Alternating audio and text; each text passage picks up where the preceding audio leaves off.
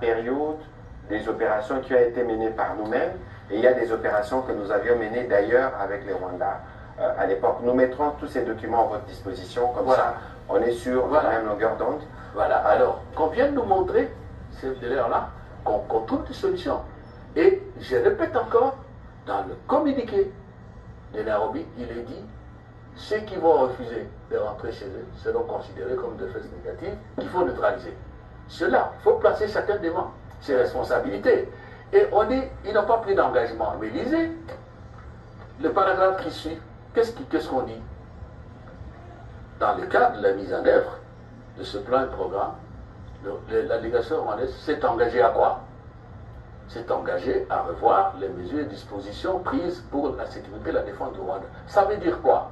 Ça veut dire ceci, renvoyez-vous à la suite du communiqué parce que vous l'avez dans vos téléphones. Ça veut dire ceci. 1. Nous traitons un problème qui est un préalable. Le préalable, c'est lequel? Et c'est là qu'apparaît la divergence que vous voyez à la dernière page. Pour nous, le préalable de tout débat de fond, c'est le retrait des troupes rwandaises. C'est écrit dans le document. Et ils ont dit non, on n'est pas d'accord sur ça. Après, on doit laisser. Alors ils ont retorqué, d'accord, parce qu'on va faire cesser le feu. Cesser le feu signifie que la RDC ne peut plus, comment dirais-je, mater, excusez l'expression, les M23 qui constituent une faute terroriste. On a dit, mais ce n'est pas la bêtise. Vous avez écrit, vous dites c'est un problème interne. Quel bien fait les M23 ici? Et vous voyez dans le document aussi, il y a un paragraphe qu'on dit poursuivre les négociations. Ça veut dire que la manière dont les paragraphes sont ordonnés, ce n'est pas par hasard. La première chose, parce que comme on l'a dit, on a dit cesser le feu, mais en disant cessation des hostilités. Donc parmi les opérations, de cesser le feu, mais nous renvoyons à la deuxième page. Alors, on ferme les yeux, on lit un paragraphe, on ne comprend pas ce qu'il y a, j'ai essayé de donner les détails, dans la mesure du possible, non. Et tout cela renvoyé au chef d'État. Alors, de deux choses l'une, où nous disons que nous sommes prêts à mettre fin à cet alibi de FDLR, et nous renvoyons la balle à ceux qui sont venus avec l'affaire. Bon, on les identifie. Où sont-ils?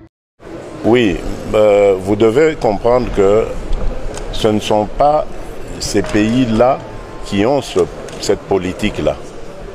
Donc, en tout cas, moi, je ne suis pas encore convaincu de ça parce que nous sommes engagés ensemble pour lutter contre ça.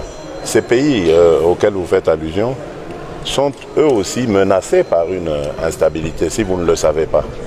Et cette instabilité peut aussi partir de chez nous. Donc vous voyez, ce problème est devenu complexe. Il ne faut pas simplement le voir avec un seul œil en se disant « oui, mais ce sont les étrangers qui viennent nous déranger ». Dites-vous bien qu'il y a aussi des étrangers chez nous qui se préparent à déranger aussi ces voisins-là. Donc c'est pour ça que nous sommes obligés, eux et nous, de nous donner la main. Et c'est là qu'on va voir si vraiment, comme vous semblez le soupçonner ou le dire, il y a complicité. Mais je ne crois pas. Aujourd'hui, j'ai vraiment l'impression, et même peut-être la certitude, que mon message est passé. Alors, fermeture des frontières. Le président a donné une réponse, quoi, aujourd'hui. Aujourd'hui, c'était aujourd'hui. Il y a eu une question. On lui demandait pourquoi on ne construirait pas des oui, murs. Oui, nous n'avons pas de problème. Je répète le président, d'ailleurs on venait de suivre ça tout à l'heure. Mais bien sûr. Nous n'avons pas de problème avec le peuple rwandais. Ce sont les dirigeants rwandais qui ne comprennent pas que ce qu'ils sont en train de faire compromet l'avenir même des Rwandais eux-mêmes. On ne sait pas tirer les leçons de l'histoire. Regardez des pays qui étaient très très très puissants depuis l'Antiquité romaine. Ça s'est terminé comment? Ça s'est terminé comment? Toutes les guerres que l'Occident a connues. Parce qu'en Afrique, on a connu, ce n'était pas des guerres de cette ampleur-là. Il y avait peut-être entre les empires, mais ce n'était pas comme tout ce qu'on a connu en Occident. Et ça va se terminer comme le président l'a dit. Ceux qui dirigent le Rwanda aujourd'hui ne seront pas éternels. Ils ne le sont pas, ils ne le seront jamais. Et voilà. Donc, il faut voir, ne perdons pas le discernement. Non, non. Il faut se battre, défendre le pays, défendre notre indépendance, défendre nos richesses nationales, mais ne perdons pas la lucidité. Ne perdons pas la lucidité. Et alors, la dernière question, c'était si le président Kagame fait quoi? Il ne respecte pas les engagements, il ne suit pas ce qu'on lui demande, en fait, continue de comportement. Mais c'est simple. C'est simple. Moi, je crois que c'est le président de la République qui décide en matière de guerre, c'est le commandant suprême, mais nous n'allons pas nous laisser faire. La guerre va continuer. Est-ce qu'il y a d'autres alternatives? Nous continuerons la diplomatie. Le président l'a toujours dit. Nous continuerons la diplomatie. Mais en même temps, nous ne serons jamais naïfs pour croire qu'un beau matin, on va venir nous dire « Allez, c'est fini, Kagame est parti ». Non. S'il ne sort pas, ben, on va continuer la guerre. Et deuxième question, le mandat. Le mandat est clair, comme de l'eau claire dans un verre clair. Insipide, inodore, incolore. Si vous avez soif, vous la buvez. Il faut lire le SOFA. Le SOFA, c'est l'accord portant statut de la force. Oui, il faut lire.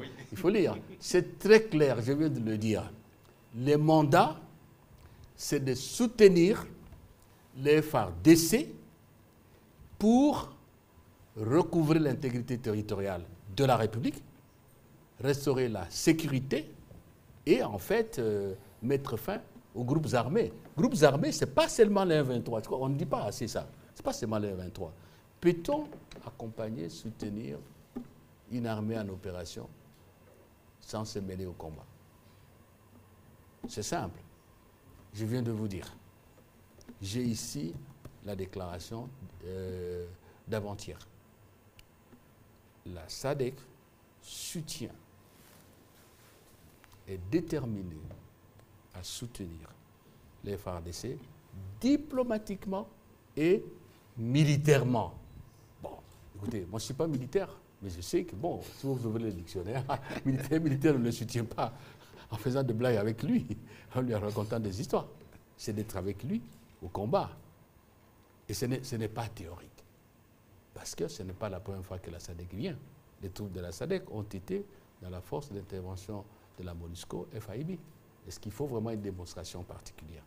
Seulement, c'est qu'il y a ces mandats s'exécutent, mais ça ne nous empêche pas de continuer le combat diplomatique et pourquoi pas le combat de la communication. Bien sûr. Voilà. Je ne sais pas si j'ai oublié, ce n'est pas seulement dans les entretiens avec Salva Kiir.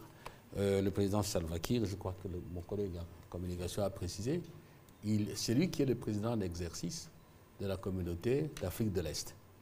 C'est dans ce cadre-là qu'il entreprend de consultations.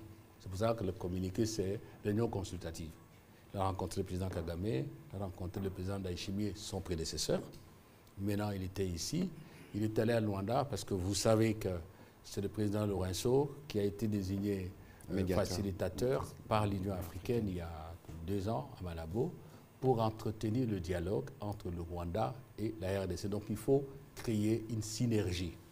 Voilà pourquoi il est venu. Et les problèmes sont exposés. Le problème de FDLR, on en a parlé, mais ce n'est pas seulement ça. Il y a autre chose, peut-être qu'il faut dire à nos compatriotes. Il y a ceux qui se sont appelés Alliance Fleuve Congo, qui nous ont dit qu'il faut alliance des M23. Ça veut dire quoi?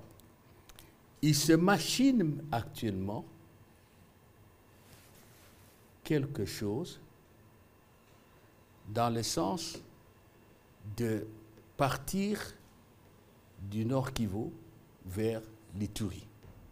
Nous savons qu'il y a des gens qui sont formés quelque part et dans cette machination, dans ce complot pour faire jonction entre les deux groupes et dire, vous voyez, ce n'est pas un problème du Rwanda, ce sont les Congolais eux-mêmes. D'ailleurs, ils sont maintenant en Ituri. Nous savons qu'il y a des choses qui se font actuellement maintenant, mais les Congolais ne portent pas une attention particulière par rapport à ça. Nous le savons. Et l'autre va dire, non, moi, je ne suis pour rien. Voilà, je vous ai dit que ce sont les Congolais entre eux, voilà ce qui se passe là-bas. Tout cela est abordé à tous les niveaux de discussion. Nous abordons toutes ces questions-là, soyez-en sûrs.